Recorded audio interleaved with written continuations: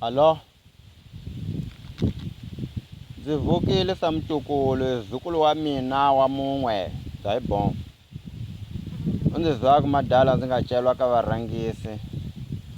Swi vula ku vuka, nga ndzi byela wena mi ndzi vukile na ndzi vukile hi xewu eyo. Ndzi celwe ka varhangisi ndzi byaka ndzi dakutaku ndzi tata tiko ku hefemula. Na sa wena laha wena Sazalasi laha a ndzi lava ku byela mhaka liyani u nga suketela hi October laha ndzi kombela khisimusi xana ndzi hi besinyana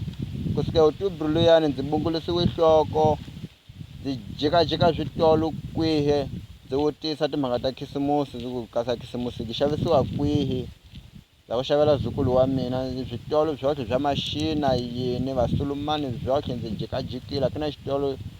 ndzi nga ka ku nghena maxa ndzi gikumi ndzi wa ku hi chikele ka December leswi nga chika ka December ndzi ku muzaya loyi a nga tshuka ku wa khwatsi wo ka ndzi nga mahalakanyi xana ndzi lava ku tiva le ka wena ku